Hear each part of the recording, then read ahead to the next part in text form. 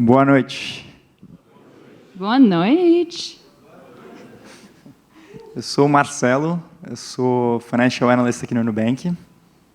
Eu sou a Suzane e eu trabalhei como Business Analyst durante quase 4 anos. E a gente queria começar um pouco essa apresentação tentando descobrir quem são vocês também, né? Até para a gente tornar essa apresentação um pouco mais pessoal. Então, óbvio que não dá para sair perguntando para cada um, né? Mas quem vem aqui de administração de empresas? Tá. Engenharia. Tá. Dominou. Quem é diferente? Quem é... Algum gringo aqui?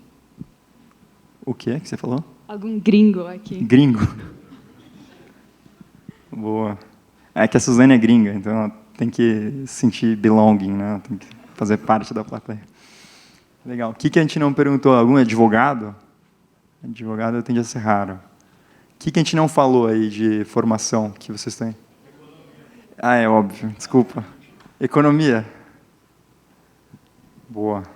E só para ter uma ideia, todo mundo está... Quem está até o último ano, quem ainda está graduando ainda, não se formou? E quem já se formou? 50-50. Beleza.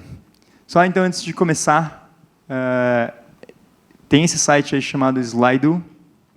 Tá? E aí, se você colocar esse número no site, ele é um site para fazer perguntas. Então, você pode basicamente perguntar lá, e daí as pessoas vão upvoting as perguntas que mais interessam a elas. Então, é uma forma de priorizar as perguntas que geram mais interesse na plateia. Tá? E daí a gente vai ter a oportunidade de responder essas perguntas no final. Fechado? Bora? Beleza.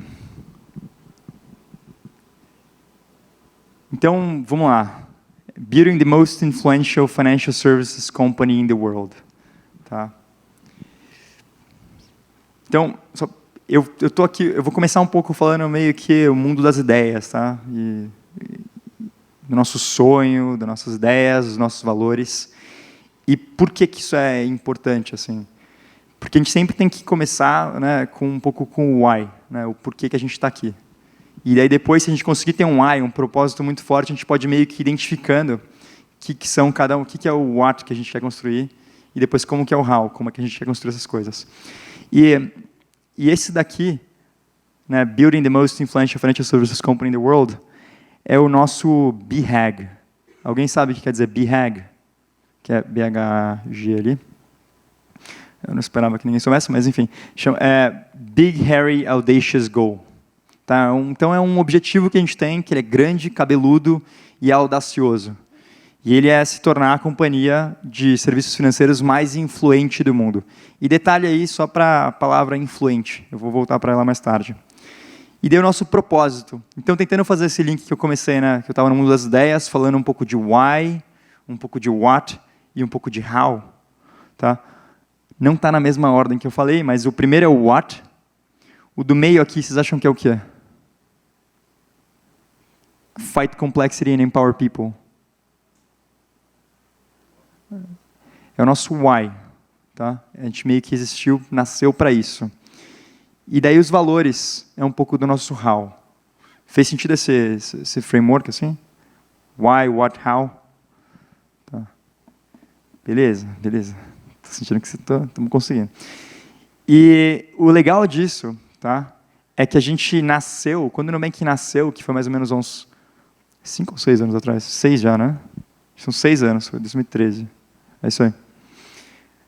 Quando o Nubank nasceu, já tinha esse mesmo BHAG, esse mesmo core purpose, esse mesmo what, que era o nosso sonho, de onde a gente queria chegar, e esse mesmo why, que era o porquê que a gente estava sonhando, por que a gente tinha que trabalhar at all, por que a gente tinha que fazer uma diferença no mundo, e como a gente queria fazer ela. E daí você pode ver, né? Então, o BHAG, essa foi uma luzinha que os fundadores do Nubank fizeram lá no começo, para basicamente falar, ó, quando a gente está começando no Nubank agora, e nossa companhia vai seguir isso. Tá? Então, be the most influential financial services company in the world e to fight complexity and empower people. E a gente também tinha alguns valores, né? E repara que os valores eles não são exatamente iguais, né? Aqui os valores que a gente tinha aqui. Mas isso vai se adaptando, porque a gente vai crescendo, vai entendendo, vai priorizando. Mas eles têm muita relação, tá? Então, o empowerment é muito relacionado com owners, né? Que a gente tem essa cultura de que a gente é dono, a gente age como dono. A cultura de frugalidade, a cultura de transparência e fairness, né? Para a nossa comunidade de clientes e para a nossa comunidade de funcionários. É uma coisa que funciona 100% com essa ideia de fanatical customers. A gente quer ter uma base de clientes fanáticos, a gente toma as nossas decisões focadas no cliente. Então, o que eu acho isso? Eu acho isso muito, muito legal, porque em 6 anos, muita coisa mudou do Nubank, certo? Mas não mudou o nosso why, o nosso what e o nosso how. Tá? E daí, lá do começo, né, até agora, a gente basicamente chegou e tem um pouco desses são os grandes números aí. Tá? Então, a gente está falando de 20 milhões de unique applications, tá? Que são basicamente 20 milhões de pessoas físicas, CPFs, que aplicaram e pediram um cartão Nubank ou algum outro dos nossos produtos, dos quais 6 milhões são clientes. Tá?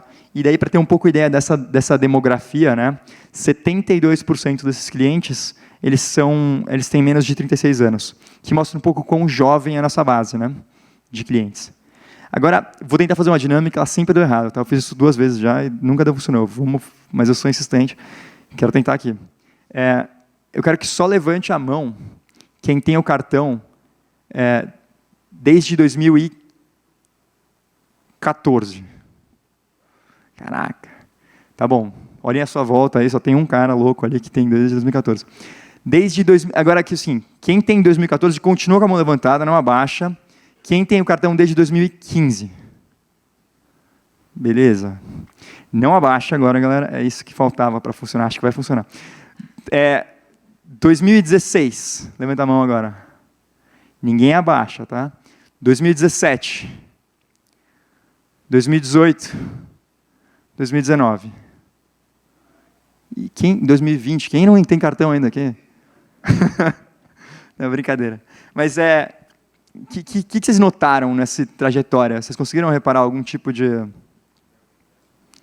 Isso, foi aumentando, né? E isso revela 2 coisas muito legais do Nubank. Um pouco do nosso drive de crescimento, tá? E o nosso drive de crescimento é muito pelo boca a boca, tá? Não sei se vocês também ouviram isso, não sei se vocês chegaram no Nubank via uma recomendação de alguém.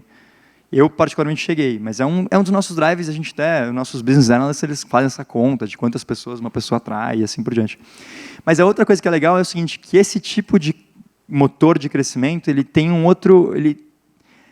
a gerar um crescimento que é do tipo exponencial. Tá? Isso quer dizer que o último ano, a gente cresceu muito mais que no ano anterior, que cresceu muito mais que no ano anterior, que cresceu... É mais ou menos isso. Né? Acho que talvez se tivesse algum matemático aqui, ele ia ficar bravo comigo, estou explicando tudo errado. Mas eu sou engenheiro, então tenho liberdade artística para adaptar o erro, né? Então faz sentido isso, so far? Legal. E daí a gente começa a entender um pouco, né? A gente tem aqueles valores, e aqueles valores, aquele why, aquele what, aquele how, aquilo não mudou muito, mas a companhia cresceu muito, cresceu de uma forma exponencial. E a pergunta é, o que aconteceu que a gente, de fato, permitiu fazer isso? Permitiu ter esse crescimento como a gente teve. E assim, a nossa hipótese aqui é que a gente acha que a gente é diferente. A gente tem um produto que teve tanta conexão com o cliente por ser diferente, por ser humano, por ser direto, por ser simples, por ser focado no cliente, que ele basicamente permitiu esse tipo de crescimento. Então, aqui eu vou ler mesmo, para a gente garantir que tudo que a gente está escrito aqui vai passar. Então, a gente criou produtos que são simples, que são seguros e que são 100% digitais. A gente, desde o começo, a gente é transparente e justo nas nossas comunicações. E eu até adicionaria um pouco de human. Né? A gente quando tem um problema e a gente comete erros, a gente meio que fala, erro nosso. Sorry, né? Tipo, mal. E tenta resolver a vida do cliente. Porque, afinal de contas, a gente é humano e os clientes também são. Esse é o nosso comunicação. Esse é o ponto de baixo, não notei. We treat every client as a person, né, que é o tal do human. A gente é contra a burocracia, Tá? E a gente vive num universo de burocracia, então você vê o quanto esforço que a gente faz para meio que tentar simplificar esse negócio, para ele ficar mais simples e direto para o cliente. E a gente foca muito internamente e externamente em pessoas e cultura. Vocês já devem ter ouvido falar daquele clichê, assim, sabe? Quando você, não sei lá, em qualquer lugar, mas alguém fala assim, pô, antes de mudar o mundo, mude você mesmo. Eu acho um clichê, mas ao mesmo tempo eu acho uma super verdade. O Nubank ele tem muito isso, assim. A gente cuida da nossa cultura e das nossas pessoas, em parte porque é o único jeito que a gente vê de efetivamente cuidar dos nossos clientes. Se eu não cuido de quem está dentro de casa, qual a chance de eu cuidar de quem está fora? Se eu não trato bem a minha família, qual a chance de eu tratar bem, sei lá, as pessoas fora da minha família? Aquele conceito, né? Meio clichêzão, mas sempre cola. Tá? Então esse é o grande motivo, né? E daí, pega aí, exponencial, pega aí um pouco daquele why. Quem lembra do why aí? Quem fala alto aí? Eu estou tentando fazer isso interativo. O nosso what, que era o BHAG. Quem lembra? Isso, Most Influential Financial Services Company in the World. E a palavra influence, que é a palavra-chave desse negócio. Né? Eu poderia falar que o Nubank quer ser a maior empresa de serviços financeiros do mundo. A mais lucrativa. A que tem mais clientes. A que está em mais países. Mas não, a gente escolheu uma palavra específica, e deve ter escolhido com muito carinho, porque essa palavra está aqui até hoje, que é a palavra influência. A gente quer ser a empresa mais influente. E qual que é o animal da influência? Assim, o animal é que influência tem esse efeito PG, né? Progressão geométrica. Se eu trato bem meu cliente, o meu cliente vai exigir esse mesmo tipo de tratamento de outros serviços. As pessoas que entram no Nubank e eventualmente vão para uma outra empresa podem querer transformar a outra empresa um pouco mais no Nubank. As coisas que a gente faz podem inspirar a competição a copiar a gente e melhorar o nível de serviço como um todo. Então, isso tudo, o que está acontecendo no fundo? É muita influência, porque a gente quer meio que mudar o mundo via influência, via progressão geométrica, que cola um pouco com exponential, tá? Que foi um pouco do sucesso que a gente teve e que foi um pouco do crescimento que a gente viveu até agora, até aqui. Beleza? Então, dito isso, né, lembrando os nossos valores, lembrando um pouco dessa nossa história, do nosso why, do nosso what, do nosso how, eu queria falar dos nossos 4 produtos. O primeiro produto, cartão de crédito, né, que deve ser o mais conhecido de todos. Né? E acho que o que é legal? Ele é um produto 100% digital, e daí volta ao slide anterior. Lembra que a gente sempre quis ser digital. Lá atrás, naquela plaquinha, naquela lozinha, falava assim, a gente quer ser digital. Está aqui, produto digital. Né? E sem a experiência de agência, mas ao mesmo tempo com uma experiência super-humana. Segundo produto, tá, que foi em ordem cronológica de lançamento. É o programa de milhas, o nosso programa de rewards. Tá? Ele é completamente diferente. Então, se você for voltar lá atrás, a gente tem um valor que chama-se Challenge the Status Quo. Todo mundo fazia milhagem de um jeito. A gente resolveu fazer o quê? Por que não tentar de outro? Às vezes sai pela culatra o tiro, viu? Às vezes você não acerta. Mas a gente está sempre tentando coisas novas. Então, a gente fez um programa que é diferente de todos os outros, certo? E, de novo, 100% digital, simples, focado na intuição, para que as pessoas consigam usar o programa sem necessariamente ter que ler um manual de instruções. Nosso terceiro produto é no Conta, né, que é a nossa versão de uma conta bancária, que é simples e ela te ajuda a meio que controlar seus gastos e ela te paga hoje CDI. Então, ela meio que você bota o dinheiro lá, ela te remunera. Que não é uma coisa tradicional. Todos os bancos meio que ganham muito dinheiro segurando o seu dinheiro e não te pagando nada. A gente basicamente preferiu transferir esse tipo de valor para o cliente. Tá?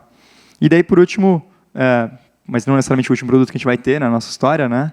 Mas o último até hoje, é o Lending, que é um produto que é, de novo, produto simples, transparente, você consegue, com alguns cliques, conseguir um personal loan, conseguir um empréstimo pessoal. Tá?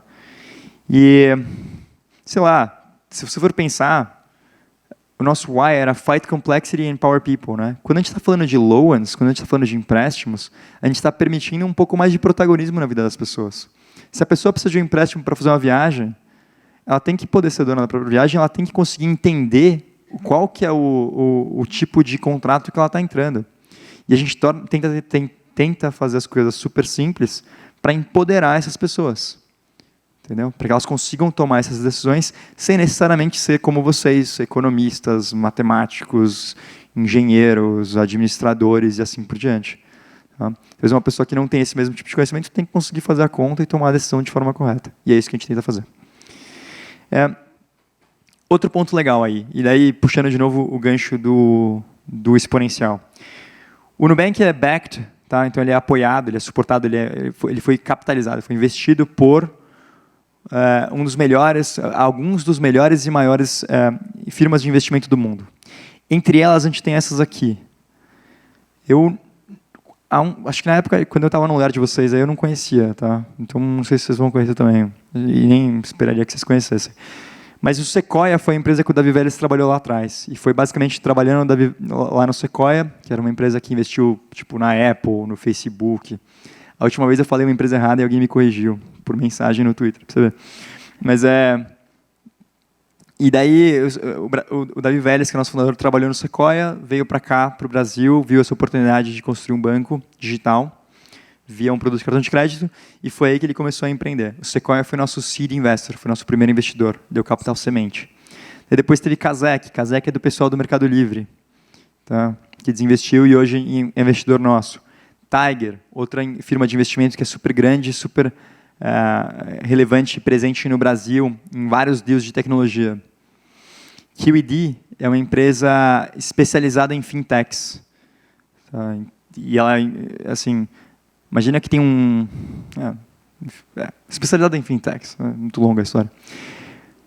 DST é uma empresa global de investimentos, que tem muitos investimentos na Ásia e na Europa, muitos na Inglaterra também, e alguns na África, expandindo também para os Estados Unidos. E agora eles têm um investimento no Brasil, a gente foi o primeiro deles. E a Tencent, que é um parceiro estratégico chinês, eles são do WeChat, sabe? É tipo o WhatsApp da China, né? E eles são bem presentes nessa área de pagamentos também. E, por último, o Founders Fund. Deixei por último porque o dono dessa empresa chama-se Peter Thiel. Quem conhece o Peter Thiel? Tá. Peter Thiel foi o fundador do PayPal. Tá. E quando ele construiu... Ele tem um livro, que é um livro que eu recomendo, chama 0 a 1. Tá. E o legal desse livro é que, em algum momento... Tem várias coisas legais, mas uma das coisas legais do livro é que, em um momento, ele fala o seguinte... Ele cria uma tese de investimento, 7 perguntas para você fazer uma análise de investimento se você deve ou não investir numa empresa. E por que isso é relevante? Né? Porque aquele livro é animal de investimento e esse cara, que é um fera, investiu na gente. Entendeu? Então é um pouco de um stamp, né? De uma prova assim, de que a gente está fazendo uma coisa diferente, que a gente está meio que numa direção certa. E a provocação que eu faço para vocês nessa linha é a seguinte... Vocês estão no começo da carreira de vocês. E isso é sensacional. Você tem um universo pela frente de possibilidades e assim por diante. E vocês, provavelmente, assim, como está todo mundo no começo, todo mundo tem a oportunidade de acumular pouco capital até agora. E vocês, basicamente, têm que tomar uma decisão para qual empresa que vocês vão. A decisão de vir ou não para o Nubank, ela é uma decisão análoga, tá, a investir ou não no Nubank. Você viria para o Nubank mais ou menos igual a você investiria no Nubank? Porque, em última instância, qual que é o recurso mais precioso que vocês têm hoje? E dando esse contexto de que vocês estão no começo de carreira e não tem tanto capital acumulado. É o tempo e a carreira de vocês. Então, vocês pegariam esse recurso mais precioso, tempo e carreira, e investiriam ele no Nubank? Essa é a pergunta. O Peter Thiel investiria, tá? Então, fica claro isso. Sou fã dele. Né? Beleza. Nossa estrutura. Legal também. Lembra do nosso why, what, how? A gente queria ter uma cultura mais dinâmica, a gente queria meio que fazer as coisas mais rápido. Então, para isso, a gente queria desafiar o status quo. E para isso tudo, a gente precisava ter uma estrutura organizacional que também era diferente da tradicional. E a gente hoje se organiza aqui entre squads e chapters. Squads são basicamente mini startups dentro do Nubank. Um squad ele tem que ter todos os recursos necessários, recursos humanos, para ele ser capaz de accomplish o objetivo dele. Então, se o squad tem uma missão, tá bom? Todos os recursos necessários para cumprir aquela missão tem que estar lá. E, às vezes, esses recursos são de um tipo só, mas às vezes eles são de múltiplos tipos. Um exemplo, um squad de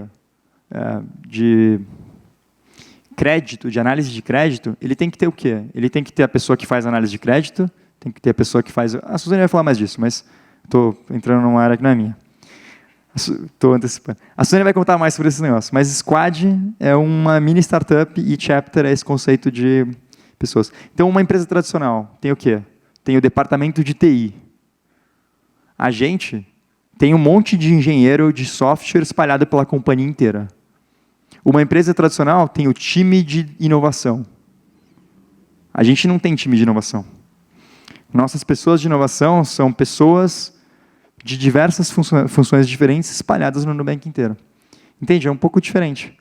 Mas tudo isso para um pouco ser coerente com os nossos valores, com quem a gente quer ser e com quem a gente quer construir. E como a gente quer construir, que a gente falou lá no começo. Tá? Quase que eu entrei no seu tema, hein, Suzane? E, por último aqui, para tentar fechar, a forma como a gente fez esses 4 produtos, se você for meio que tentar achar um denominador comum entre eles, mas muito pensando sobre a ótica de como que a gente está resolvendo problemas, é baseado em 4 pilares. Tá? E esses pilares são tecnologia,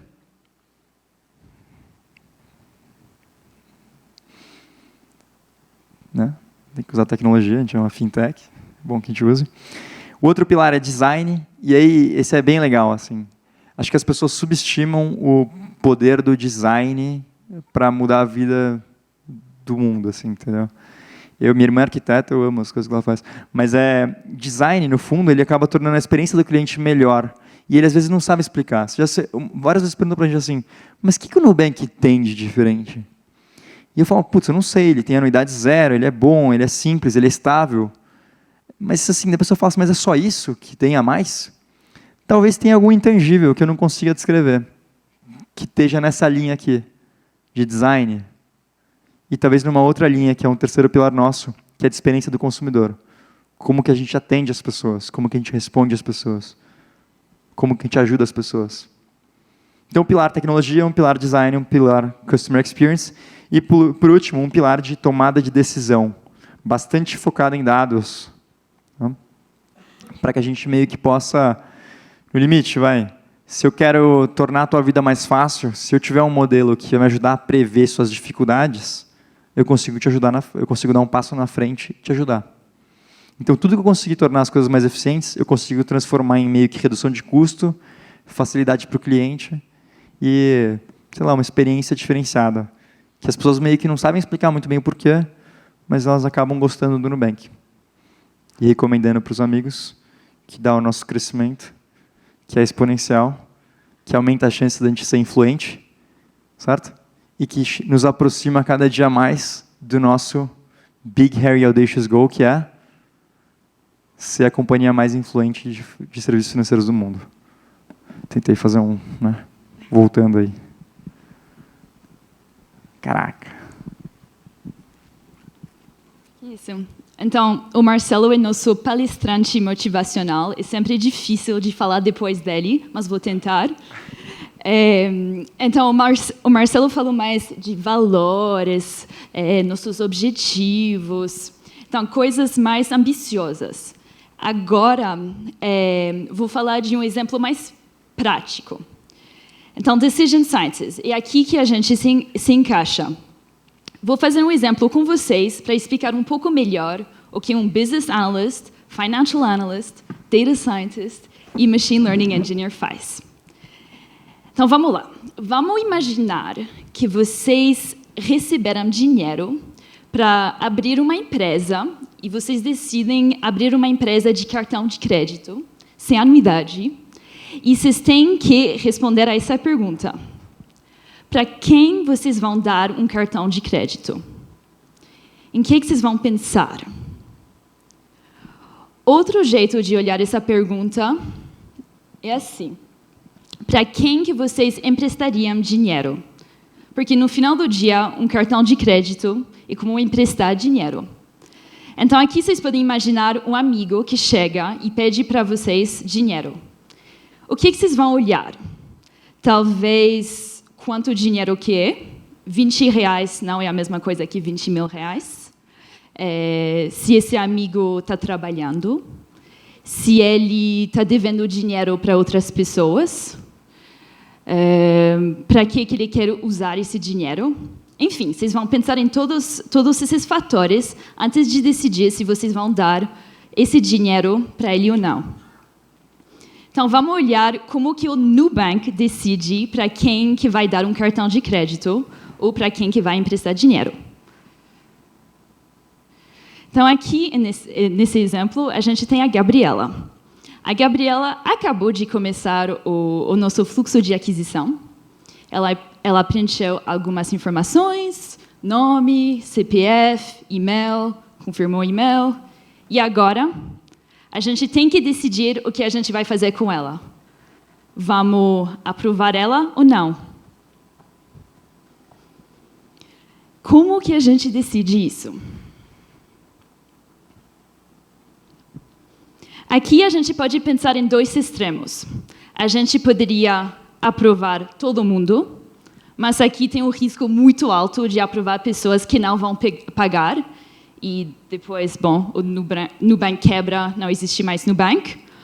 Ou a gente poderia fazer o oposto completamente, não aceitar ninguém, a gente não teria nenhuma perda, mas também a gente não teria nenhuma receita. Então, a gente tem que encontrar o ponto ótimo entre os dois. E a gente tem que ver quem que são as pessoas que vão agregar valor para o Nubank. Então, a gente segue esses 4 passos. Primeiro, o risco da pessoa. Será que ela vai pagar? Qual é a probabilidade que ela vai pagar de fato? Segundo, essa pessoa vai ser rentável? Ela vai agregar valor para o Nubank? Terceiro, a gente tem o capital para bancar essa pessoa? E quarto, a gente decide. Então, vamos no primeiro. No exemplo do início, a gente pensou no amigo.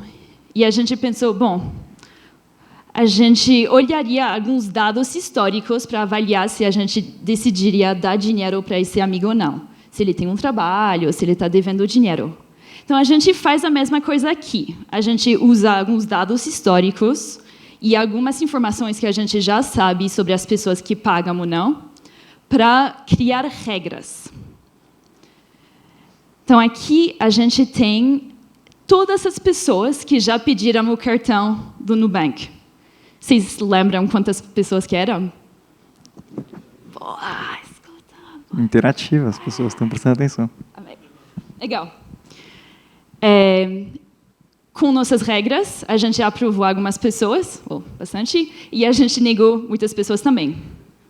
Das pessoas que a gente aprovou, algumas pagaram, outras não. Então, aqui a gente tem em rosa as pessoas que não pagaram. Foram aprovadas, mas mesmo assim não pagaram. Então, a gente olha todas essas pessoas. Será que essas pessoas têm alguma característica que a gente pode usar para saber quem que é mais provável para pagar ou não? Então, a gente olha essas características, as mais relevantes, a gente levanta elas. Então, aqui a gente chama de features, que a gente usa no modelo. A gente pega todas essas características, as mais relevantes. Para esse exemplo, a gente olha a Gabriela e como que ela como que são as características dela, e a gente consegue avaliar o risco da Gabriela. Nesse caso, 5% probabilidade dela não pagar. Isso é bom ou não? É baixo? É alto? Bom, parece relativamente baixo. Então, alta probabilidade que ela vai pagar o cartão, mas isso não é o suficiente. A gente tem que olhar a próxima etapa. Então, a próxima etapa, o quanto que a Gabriela vai agregar de valor para o Nubank. Então, a gente vai olhar outras pessoas que são parecidas à Gabriela, que têm um perfil similar, e estimar como que vai ser ou como que seria o comportamento da Gabriela se ela virasse cliente. Então, aqui a gente tem alguns fatores. Será que ela vai usar o cartão? Porque é importante se a pessoa usar cartão. Isso dá dinheiro para o Nubank. Será que ela vai usar o limite todo dela? Ou só usar, não sei, 5% por mês? 15%, que é bem baixo. A gente olha todos esses fatores e a gente vê se essa pessoa, nesse caso a Gabriela, agrega valor para o Nubank, se ela é rentável. Legal. Agora, o terceiro passo. Então, parece que essa Gabriela é uma boa escolha. Ela tem um risco relativamente baixo, parece ser rentável, mas não é a mesma coisa aprovar uma Gabriela e 100 mil Gabrielas. Porque a gente sabe que em um dado mês não vai ter só uma Gabriela, vai ter milhares de pessoas que têm um perfil similar com a Gabriela. Então, a gente não pode só deixar aprovar uma pessoa, tem que aprovar todo mundo que tem as mesmas características. Ou não é justo? Então, uma Gabriela, ok, não parece que a gente precisa de tanto capital para ela, mas 100 mil todo mês, isso é outra decisão.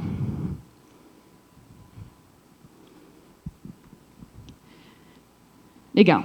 E o último passo. Sabendo tudo isso, a gente aprova ela ou não. Então, aqui tem duas decisões.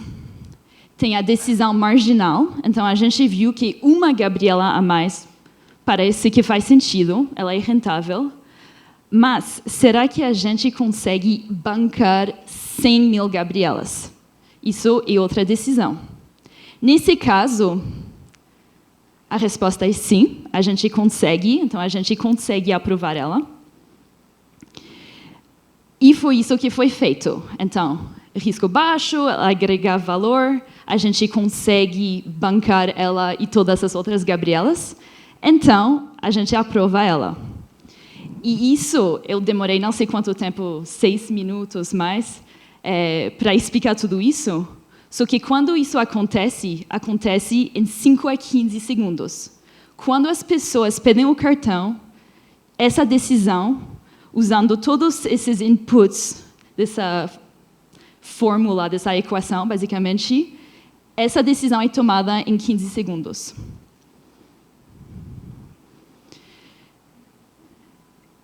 Então, isso. Para cada passo aqui, tem alguém do time de Decision Sciences envolvido. Então, no primeiro, a gente tem o Data Scientist, que é a pessoa que cria esse modelo de risco. Segundo, o Business Analyst, que avalia a rentabilidade da pessoa unitária. Depois, o Financial Analyst, que olha de um jeito mais agregado, fazendo projeções de crescimento. E, finalmente, o Machine Learning Engineer, que é a pessoa que implementa esse modelo para rodar essa decisão em 15 segundos. E ele ou ela monitora isso. Então, agora, a gente vai explicar um pouco melhor cada um desses chapters. Então, vou chamar o nosso querido Fakuri para começar. E você? É o próximo. Data Scientist. Uhul! Uhul. Oi, prazer. Meu nome é Matheus. Então, como é que começa esse processo de tomada de decisão? A Suzane falou um pouco, mas parte tudo assim, a gente senta junto, decide o problema que a gente quer resolver. A gente falou sobre o problema de crédito, mas tem muitos outros. E a gente tenta ver como que a gente transforma isso em dados, né? Então, é isso praticamente. Como é que a gente consegue responder esse problema, que é um problema de negócios, essencialmente, nesse caso, aprovar ou não. Como que a gente usa dados para resolver esse problema. E é aí que o Data Science entra. Então, quem somos nós? Nós viemos de muitas áreas. Então, não tem hoje no Brasil, pelo menos não que eu saiba, uma faculdade de Data Science ou de Machine Learning ou algo similar. Então, nós temos estatísticos, matemáticos, temos até um biólogo, acho que agora 2, físicos, alguns economistas, eu sou economista, temos, acho que matemáticos, falei já. Então, a gente tem gente de várias áreas que se interessou muito por esse tópico de programação e aprendizado de máquina e inteligência artificial e estudou, e agora está aqui aplicando isso num problema de negócios. Então, isso é a principal característica do nosso time, é uma vontade muito grande de sempre aprender coisas novas e por fora, né? Não tem ninguém ensinando a gente vai lá e aprende essas coisas. E o que a gente faz é principalmente isso, né? A gente traduz um problema de negócios em dados e tenta responder ele. Muitas vezes isso vai ser com um modelo preditivo, então a gente quer prever que tipo de cliente vai pagar ou não a gente, um exemplo. Mas muitas vezes não é tão simples assim, né? Não é só prever qualquer coisa, a gente quer saber, às vezes, como que aumentar um limite do cliente resulta no aumento do gastos dos clientes, ou como que certa comunicação, certo e-mail melhora a nossa relação com os clientes. Ou como é que a gente cobra os clientes de uma maneira mais humana e eficiente. Então, são problemas abertos, são problemas de negócios que a gente tem que transformar primeiro numa formulação matemática e depois tentar resolver isso com dados. E, dentre os projetos que a gente liga, além de risco, a gente trabalha com, por exemplo, detecção de fraudes. Então, a gente tem que saber se uma transação é fraudulenta ou se algum cliente está fraudando alguém. Então, se alguém clonou o seu cartão e está fazendo compras internacionalmente ou alguma coisa assim. A gente também, como o Marcelo falou, a gente foca muito no nosso atendimento ao cliente. Então, além dos problemas de risco, a gente tem que conseguir atender muito bem 6 milhões de clientes. Como é que a gente faz isso? A gente tem que focar na parte de automação disso, né? Então, de decisões automáticas, de responder automaticamente esses clientes, de rotear as nossas demandas dos clientes para os departamentos que são específicos, são especializados nos problemas dos nossos clientes. E tudo isso a gente quer fazer de forma automática. E aí entra bastante data science também. Obviamente, também tem um problema de classificação de risco, que a Suzane falou bastante. A gente tem que decidir também o tipo de... como é que são os nossos clientes, né? E como é que eles respondem a cada ação que a gente faz. A gente tem clientes que, às vezes, são majoritariamente mais novos, mas a gente também tem clientes mais velhos. A gente tem clientes que gostam de ir no cinema, a gente tem clientes que gostam de ir no bar. Então, a gente tem que achar como é que são esses clientes, para a gente conseguir tratar eles de uma forma mais humana também e mais eficiente. E tá, beleza. O que a gente está procurando, né? O que a gente espera de um data science aqui no Nubank? Para estagiário, a gente está principalmente pedindo programação básica, um conhecimento bom de estatística e um conhecimento básico de aprendizado de máquina ou machine learning. E para o sênior, a gente está pedindo um sólido conhecimento de machine learning e experiência já em aplicar data science. De novo, como data science é uma área muito nova no Brasil, a gente não está pedindo que você já venha com 4 anos de experiência trabalhando do Google ou da Netflix, né? Se você já fez isso na faculdade ou se você fez isso por fora, colocou algum projeto seu no GitHub, competiu no Kaggle, a gente está procurando esse tipo de pessoas que vai atrás, que aprendem e que conseguem mostrar para a gente o que fez, independente de onde essa pessoa veio, né? A gente não cobra, por exemplo, diploma, formação. Eu entrei no Nubank antes de ser formado, acho que hoje a gente ainda tem Data Science e Machine Learning Engineers que não tem nem graduação, e a gente não está muito interessado nisso também, a gente está mais interessado em ver como que aquela pessoa ela aprende, o que aquela pessoa pode contribuir além da formação acadêmica dela, né?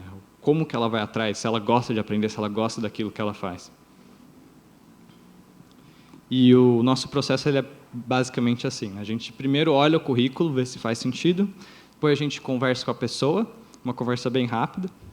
Se a gente gostar da pessoa, a gente manda uma lição de casa, que é um modelo no estilo Kaggle. E, por fim, a gente chama essa pessoa para falar com a gente numa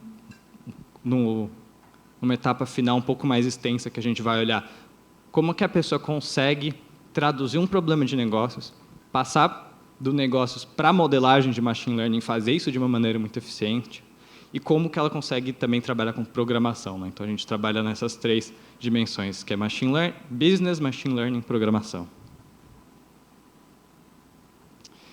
E aí, também, do outro lado, né, dos data science, pareado junto com a gente, nós temos os machine learning engineers, né, que são aquelas pessoas que dão suporte para a gente, que tornam a gente mais produtivos e que conseguem nos ajudar a colocar todas as ideias do Nubank na prática, né? Como que a gente implementa essas ideias. Então, de novo, não existe uma faculdade de Machine Learning Engineers, são pessoas que aprenderam por conta própria, são pessoas que vieram da computação, da matemática, de todas essas áreas que eu falei, e que, por algum acaso, adoraram programação, adoraram Machine Learning, e estão agora trabalhando com a gente aqui.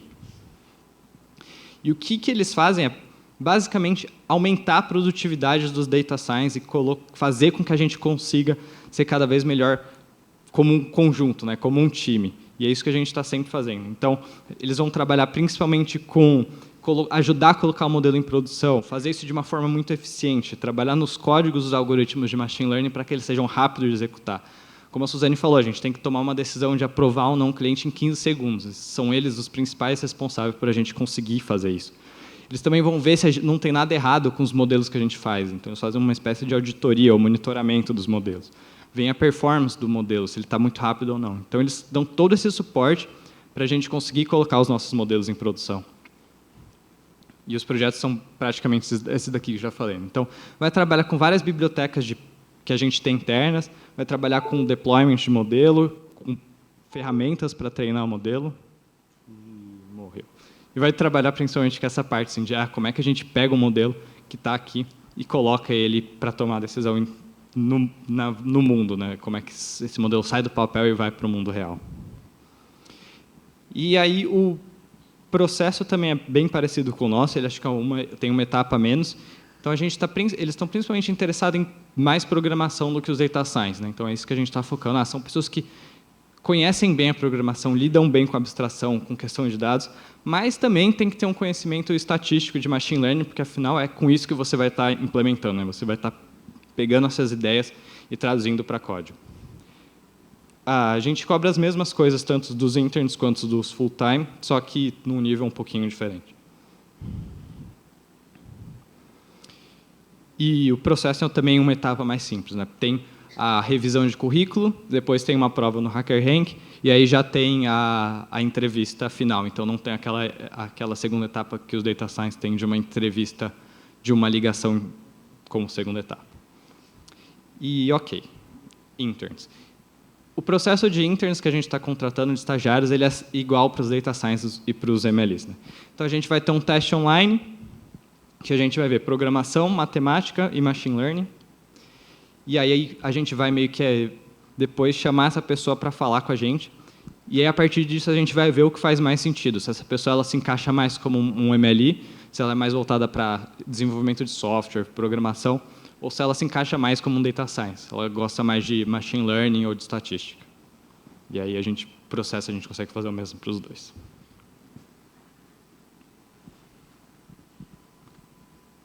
Obrigada. Agora, os business analysts.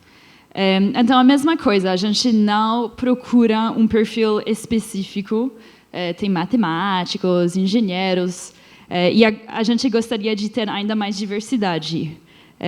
Mas isso não é uma certa faculdade que a gente procura como business analyst. O que os business analysts fazem? Bom, basicamente, analisar dados, criar frameworks para fazer análise, rodar testes, porque algo importante no Nubank é que toda decisão tem que sempre ser baseada em dados, e a gente adora testar tudo. Então, a gente nunca vai falar, vai ser assim. Não, vamos testar para ver. Então, isso é muito importante aqui. Outra coisa interessante, os business analysts trabalham em várias áreas da empresa. Então, no exemplo que eu dei, era na área de risco de crédito, mas também tem analistas que trabalham com fraude, cobranças, marketing, operações, um pouco de tudo. O que a gente está procurando? Então, aqui não é importante já saber programar. Quando eu entrei, eu não sabia. Você sabia, Marcelo? Pouco. Pouco, tá. O importante é querer aprender, ter essa curiosidade. Porque você vai ter que usar isso aqui. Para puxar dados, para analisar dados, tem que aprender isso. Então, a gente está procurando pessoas que têm skills quantitativos fortes, com certeza, que sabem trabalhar com outras pessoas, que são criativas e bem curiosas.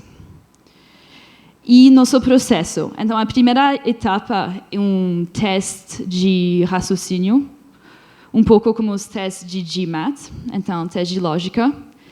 E depois a gente faz alguns cases, então são cases ao vivo, estilos business cases. Então, você senta com alguém e a pessoa aplica um case, você. Então, são alguns cases assim. E, finalmente, uma entrevista com People and Culture, que é nossa área de RH. A gente chama de People and Culture aqui. Financial Analysts. Daniela.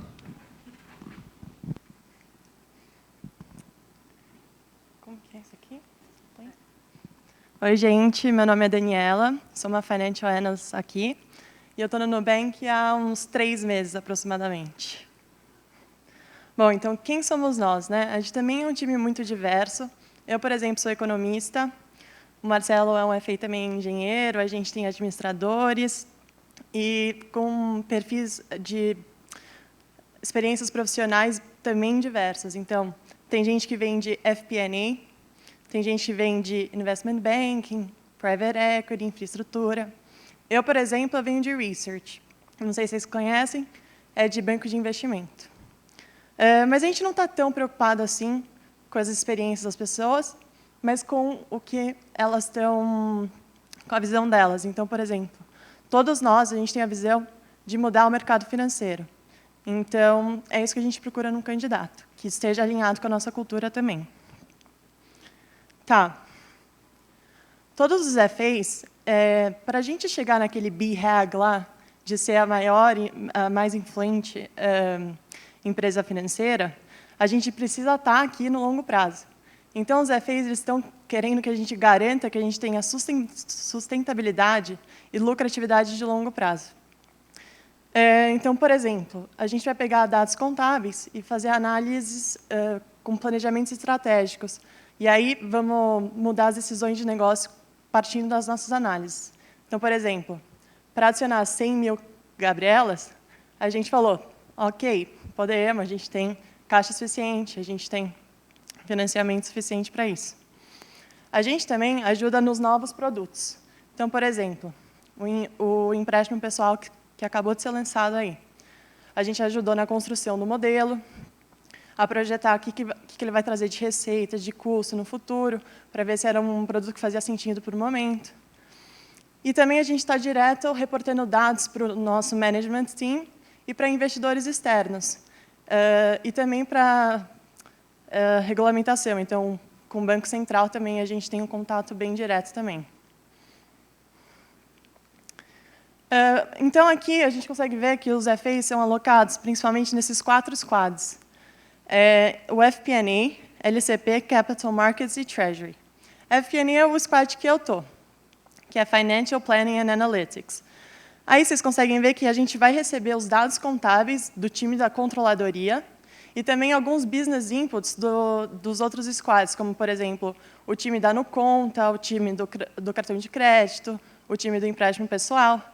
E com esses dados, mais os dados contábeis, a gente vai criar o nosso modelo. E com esse modelo, a gente vai fazer projeções, tanto de curto quanto de longo prazo.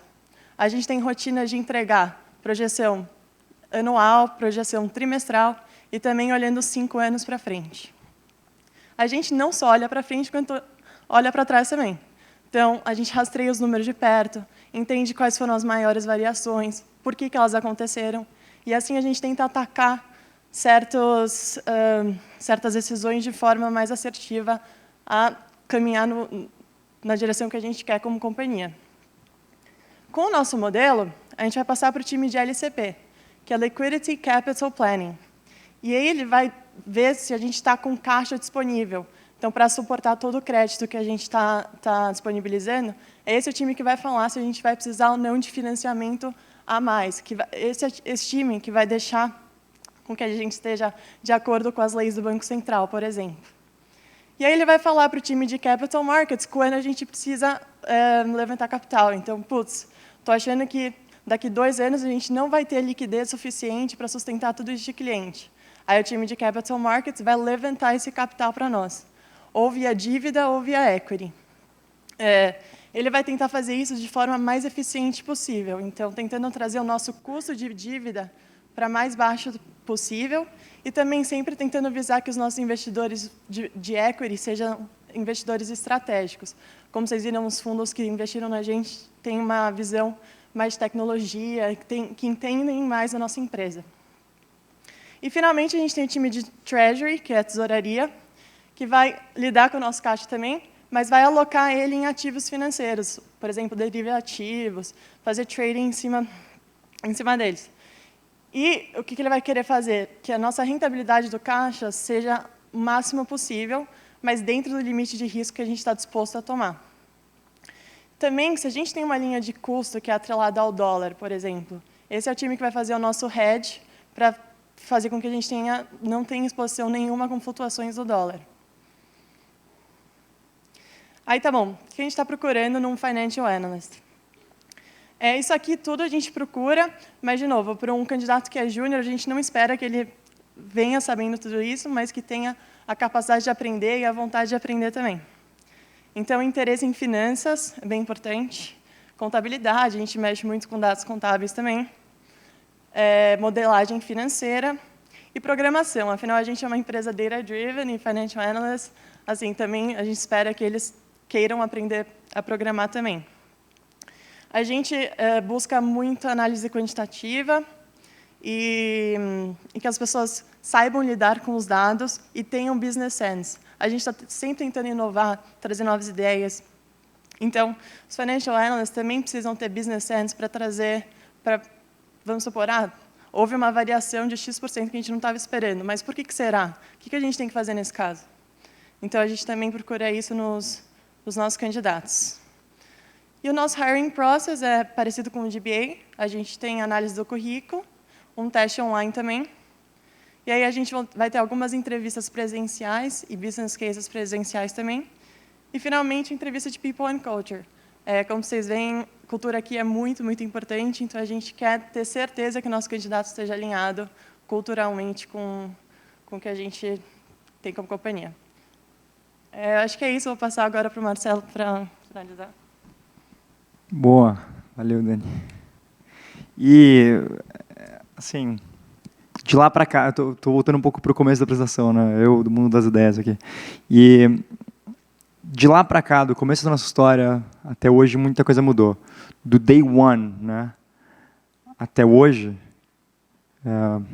many things have changed.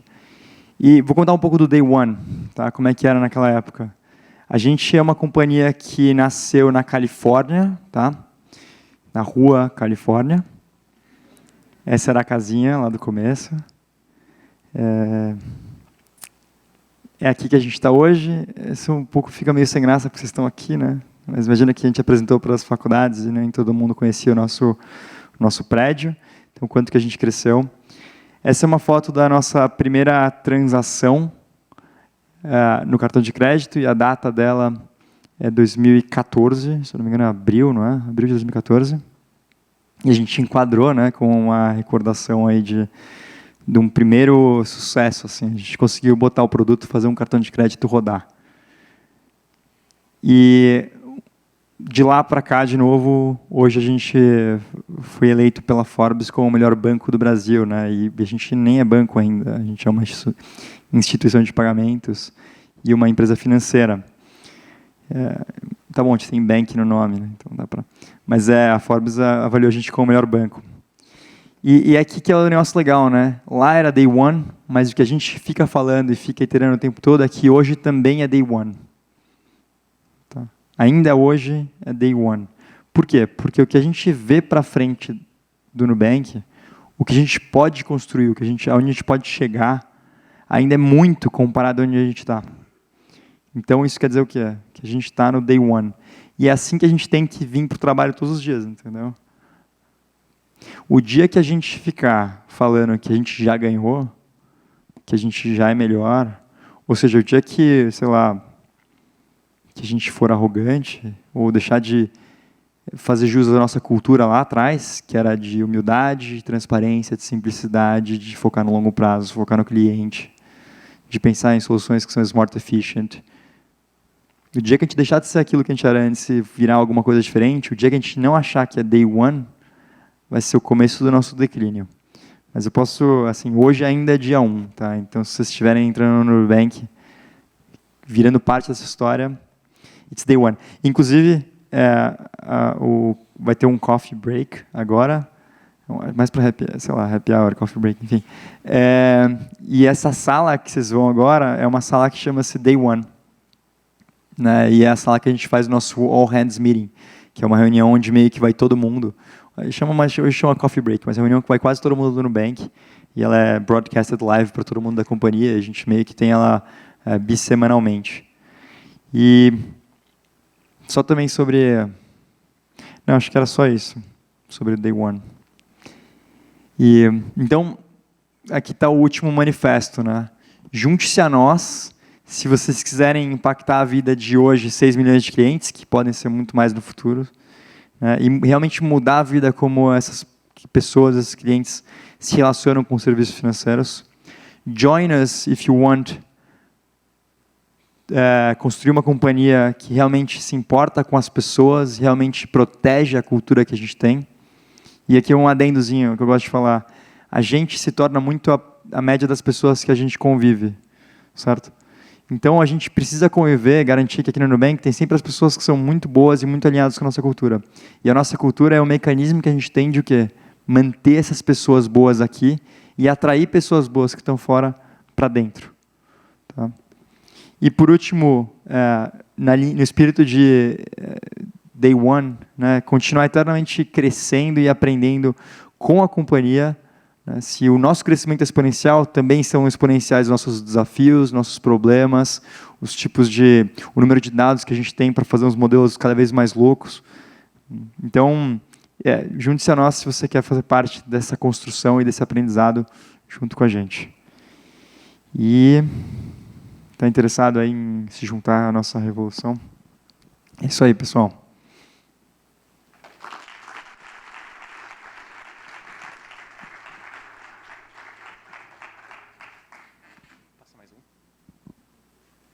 Eu não sei se vocês lembram, lá no começo, vocês podem ir no Slido, vocês podem fazer perguntas, vocês podem votar nas perguntas que foram feitas. Aqui a gente vai focar em responder as perguntas mais votadas, que a gente imagina que é da curiosidade de um maior número de pessoas, mas também fica à vontade, lá no Day One, de fazer perguntas mais específicas para pessoas mais específicas, Business Analyst, Financial Analyst, Data Scientist e Machine Learning Engineer. Então, eu só vou ler, mas alguém aqui vai responder, pode ter certeza. O que é essencial na apresentação do business case? E o que faz os olhos dos Nubankers brilharem?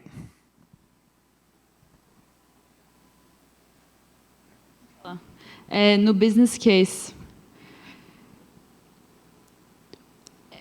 Então, o que é importante para mim, pelo menos, são as pessoas estruturadas, porque você vai ter que resolver um case, então é muito importante conseguir estruturar suas ideias. Isso vai te ajudar também ao longo do case. É importante escutar também a pessoa que tá aplicando o case, porque às vezes as pessoas nem se escutam, então é muito importante, porque a gente consegue ver se o candidato não só sabe resolver um case, mas consegue trabalhar com outras pessoas, consegue receber feedback, escutar o feedback e incorporar o feedback. Então, essas são as coisas que eu acho muito importante quando eu aplico cases. Tem outras coisas?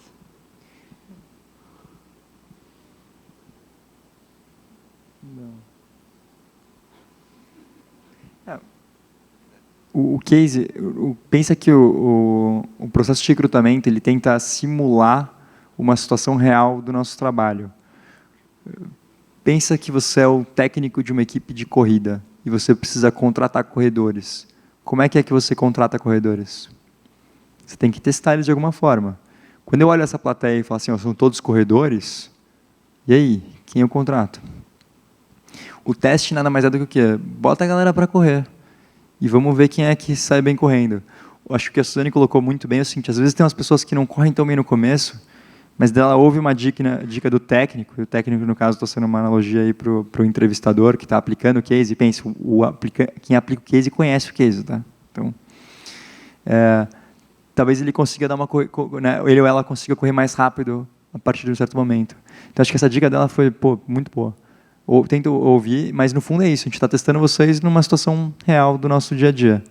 Se vocês conseguirem correr naquela situação, naquela hora, tem uma grande chance de vocês conseguirem correr aqui dentro e ajudarem a gente a fazer isso acontecer. Quantas posições temos para Financial Analysts e Business Analysts?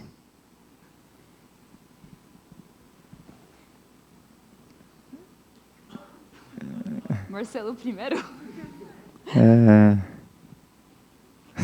Não sei. Assim, historicamente, costumou ser...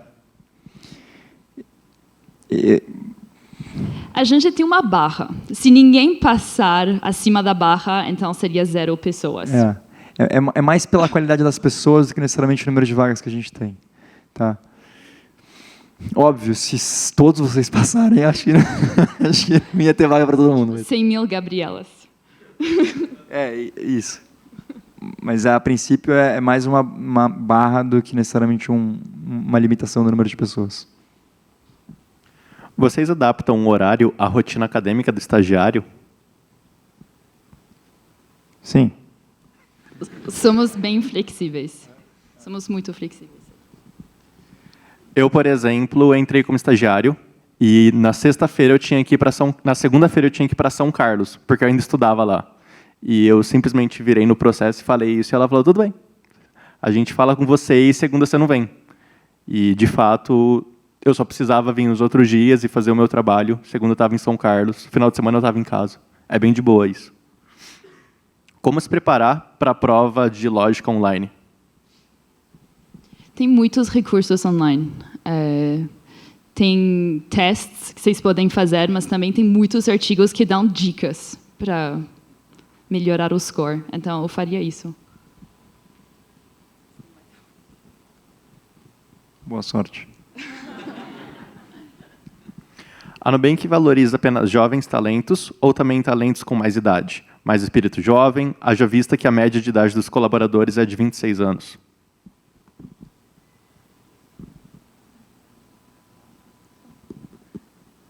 Eu vou falar o que eu acho, vocês podem me corrigir, mas a gente aqui também preza muito pela diversidade. Então, uma pessoa que não é jovem também é mais do que bem-vinda, porque também vai trazer novas ideias, novos inputs. Então, a gente também está querendo analisar a capacidade da pessoa, a qualidade dela, o que ela pode fazer para a companhia. A gente não está olhando a idade dela para isso. Então, acredito que não tem essa discrepância para pessoas mais jovens. E, pode se aplicar em mais de uma área?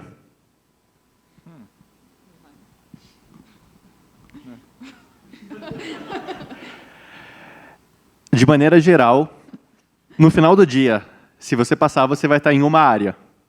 E a gente tentou fazer essa palestra com os 4 chapters diferentes, porque a gente sabe que quando a gente ouve de fora pode parecer muito confuso, e às vezes de fato é.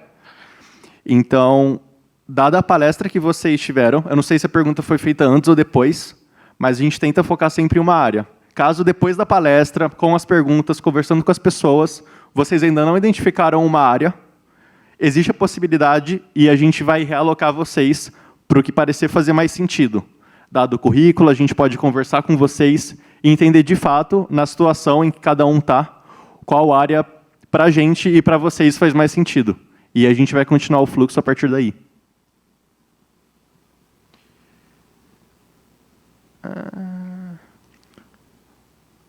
O processo de recrutamento é em português ou em inglês?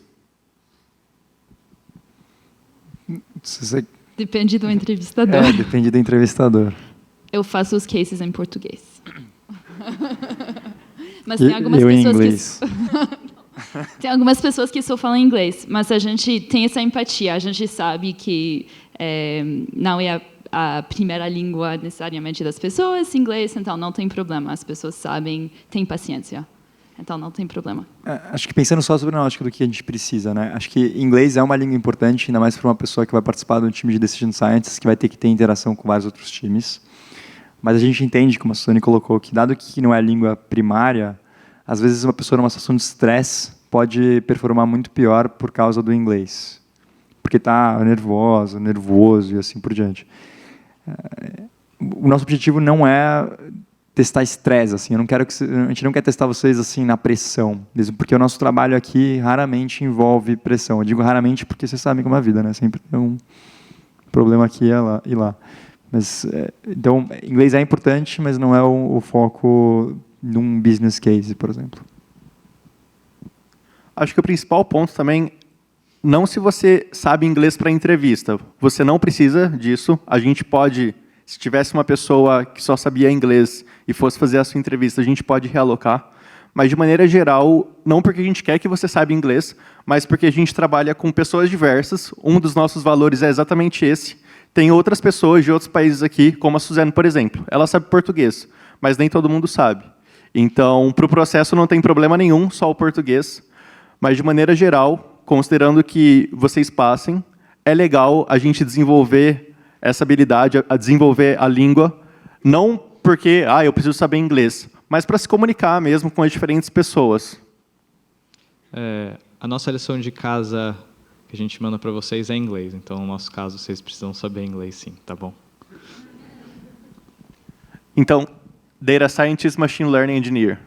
Tá. E BA e FA não precisa.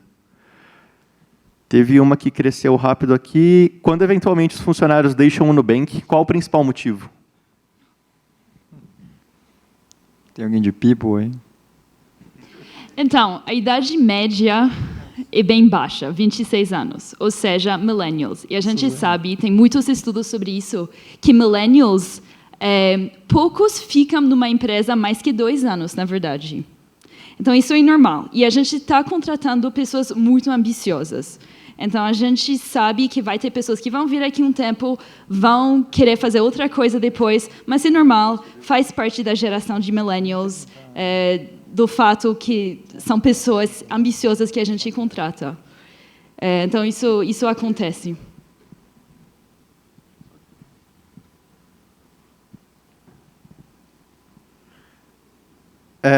Acho que só mais uma ou duas perguntas, e aí depois a gente já pode comer. Não sei se vocês tinham...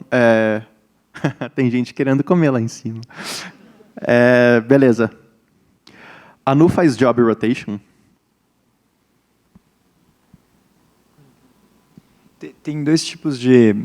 Vamos pensar assim. Quando você pertence a um chapter, que quer dizer você é um financial analyst, como, por exemplo, no meu caso, você tem vários squads que você poderia trabalhar exercendo a sua função de analista financeiro. Então, nesse sentido, existe sim rotation de squads.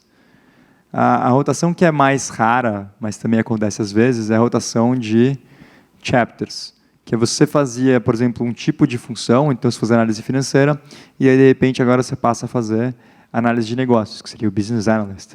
Ou talvez você fazia análise de negócios e depois passa a fazer modelagem de data science. Teve uma pessoa que veio do nosso time de atendimento e virou algum analista ou algum business architect. Já teve essa transição também. E também teve transição de de controllership analyst, que é tipo controladoria, mas bem financeiro assim, para virar engenheiro. Daí teve engenheiro para BA, teve BA para... Tem umas loucuras assim. Então, mas eu acho que um princípio que eu acho que tem por trás também disso é, se você vai deixar de fazer uma coisa e vai fazer outra coisa, você precisa ocupar o seu espaço, né? Alguém precisa fazer aquilo que você estava fazendo, faz sentido? Mas é isso. Então, o Nubank, por estar crescendo muito, tem muitas oportunidades, tem sempre demanda por pessoas. Então, se você conseguir ocupar o seu lugar e permitir que as coisas que você estava fazendo continuam sendo feitas, treinar uma pessoa e assim por diante, tem um universo de possibilidades de onde você pode ir. Mas acho que esse é o princípio que eu seguiria. Mas dá sim para fazer rotation. E essa daqui também foi levantada se a gente trabalha com home office.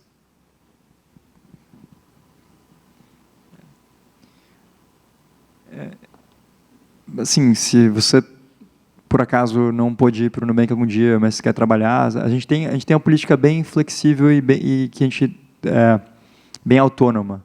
O nosso foco é meio que, ao mesmo tempo, nas pessoas e no resultado. Então, se por algum motivo para você é melhor trabalhar de fora em algum dado dia, ok. Se isso vai ser um negócio estrutural, imagina se você vai trabalhar a semana inteira, ou melhor, 4 semanas no mês de home office, vai vir 2 dias aqui para o Nubank. Isso é uma coisa que a gente não tem essa prática hoje, mas a gente também vê com bons olhos, né? Mas tudo depende de você coordenar com o time. Então, é muito mais uma decisão a nível de time que uma decisão a nível de Nubank. Mas se for uma coisa viável, e se você continuar sendo produtivo, apesar de não estar trabalhando localmente no Nubank, a gente não vê por que não fazer isso. Entende? Por que não? Essa é a pergunta. Se dá, ok. E você tem que interagir com várias pessoas, realmente. E então eu sempre acho difícil de ficar em casa porque eu sinto que eu preciso falar com pessoas diferentes. Então eu prefiro vir aqui, na verdade. E outra coisa que sempre me impressiona, as pessoas ficam aqui muito tempo. Então tem a piscina de bolas, as pessoas não ficam horas lá necessariamente, mas tem, sei lá, Xbox, tem a mesa de ping-pong, sempre tem algum happy hour. As pessoas gostam de ficar aqui. Então, isso eu sempre achei muito interessante. E eu gosto mesmo de ficar aqui, mesmo se eu não estou trabalhando. Eu nunca trabalhei de casa, mas eu fico imaginando, trabalhar de casa tem os seus desafios, né? Porque você tem que quase que se vestir, botar roupa para trabalhar. Trabalhar de pijama parece um negócio meio estranho. Mas o Nubank é tão flexível que tem gente que trabalha de pijama no Nubank, né? Então, não sei se vocês separaram, mas olha um pouco do estilo de roupas daqui do palco, assim, né? Gostei da sua camiseta, Marcelo. Eu gostei da sua. Assim. Chegaram umas perguntas aqui. Eu gostei um pouco, acho que dá para fazer um pouquinho mais. Se estiver tudo bem. Beleza. Essa daqui também eu acho que tem uma galera querendo saber. Como é a progressão de carreira? Se eu entrar agora... Vixe, botaram em outra, ela sumiu. Como é a progressão de carreira? Se eu entrar agora, onde estarei daqui a 5 e 10 anos em termos de cargos, responsabilidades e remuneração? Lembrando que a gente não tem nem 10 anos, né? E acabou de chegar nos 5. Isso é bom a gente pedir para quem sabe extrapolar dado. Assim, a gente não tem 5 anos de história para responder essa pergunta. Alguém quer responder aí? Suzane? Deixa eu falar. Facuri? Tá.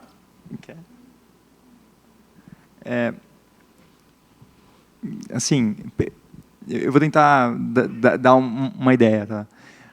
A gente está trabalhando bastante em carreira, que é o tal do leveling, que é quais levels que vai ter até basicamente do level de entrada, que seria o L1, até o level de diretor executivo, que é o L5.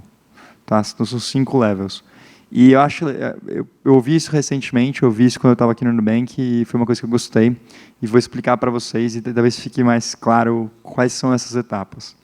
A primeira etapa é uma etapa que você tem que entregar resultado. A segunda etapa é uma fase que você começa a meio que não só entregar resultado, mas você começa a treinar pessoas que estão entregando resultado, então você é um pouquinho mais sênior. E você está começando a ter um espírito mais desafiador, assim, sabe? Não só estou entregando, mas estou desafiando. Pô, será que é isso mesmo que tem que ser feito? Você começa a talvez ser líder de projetos pequenininhos, liderar com pessoas, ser dono de alguma tarefa mais importante, mais essencial. Esse seria o nível 2. O nível 3, você começa a ter gestão de pessoas. Eu sei que tem carreira em Y, as pessoas podem... gestão de pessoas. O nível 4 seria uma gestão de gestores. E daí o nível 5 seria uma gestão de gestores de gestores, né? Mas é muito isso que acontece, né? Porque, assim, por mais que a gente tenha uma estrutura horizontal, existe também uma hierarquia, né? E as pessoas precisam ser organizadas em times. Então, você repara que os desafios que vão sendo construídos ao longo de uma carreira são desafios do tipo escada, porque você precisa, basicamente, ter construído o conhecimento anterior para poder passar para a próxima fase, entre aspas, aqui. Um bom gestor de uma área técnica, ele tem que ter um conhecimento técnico daquela área, não só para inspirar as pessoas que ele está liderando, mas como para poder gerir aquele time de pessoas que está fazendo aquela área técnica. Um gestor de gestores de uma área técnica tem ainda mais de conhecimento, entendeu? Então é uma escadinha. E eu colocaria esses 5 níveis como passo a passo. Sobre comp, assim, acho que não é o fórum ideal aqui, mas o que eu posso dizer é o seguinte, um pouco da nossa filosofia de compensation, tá? De remuneração, é pagar mercado, pagar bem para as pessoas. As pessoas que estão aqui, elas são bem remuneradas. Então, Suzane, eu falei, é isso, né? Só queria falar um pouco, porque como eu entrei não há tanto tempo atrás, eu sou L1 e o pessoal aqui está preocupado em saber se você está evoluindo. Então, por exemplo, hoje mesmo eu sentei com o meu gestor para saber se eu estou atendendo ao que um L1 precisa atender, para, no futuro, pensar numa transição para o L2 e assim vai em diante. Então, a gente está sempre preocupado com a evolução das pessoas, pensando no crescimento delas aqui dentro. Então, eu vejo um crescimento de carreira possível aqui dentro do Nubank. E acho que em termos de oportunidade, tem muita oportunidade, né? Então, uma das vantagens é que o Nubank não vai estar... Não é que só vai ser promovido porque a gente está crescendo, né? Isso não necessariamente vai ser verdade para sempre, mas hoje ainda é verdade, porque a gente está crescendo muito. Mas porque a gente está crescendo, é um pouco mais... Está faltando gente para gerir aquele time do que necessariamente você poderia ser promovido e não está saindo porque não tem vaga para você. Então, tem muita oportunidade porque tem muito crescimento. E a gente quer continuar com esse crescimento, inclusive para manter essas oportunidades para todo mundo que está aqui. E que linguagem de programação a gente usa? Acho que isso interessa aos 4 chapters, mas... Excel. Nossa. Brincadeira. Mas é verdade. Não é Excel. Acho que se você é FNA, talvez. Vocês só usam VBA? A gente usa Excel Wings no Python. Então, não quero nem ver o que é isso. Para a parte de analytics, principalmente Python e Scala. E se por acaso você vai virar engenheiro, você vai mexer com Clojure e aí vai ter vários parênteses na sua vida. É importante ressaltar que acho que nesse processo a gente não está preocupado em que linguagem de programação você usa. Então, pelo menos a gente que vai avaliar cases e você colocar o modelo, você fazer um modelo no seu processo seletivo, a gente não está olhando que linguagem você usa, a gente está mais olhando os conceitos que você sabe usar. Então, se você consegue construir abstrações de dados, se você consegue construir um modelo, independente de que ferramenta você usa. E não é que a gente está querendo complicar a vida de todo mundo, é que a gente tem muitos dados. Então, não dá de fazer uma análise no Excel. Não dá. Tem que ser... Para os business analysts. E no início eu tinha um receio, mas agora eu nem sei mais usar Excel. Tipo, eu demoro para usar Excel. E é muito mais eficiente Python. E muito mais rápido quando você tem os dados que a gente tem.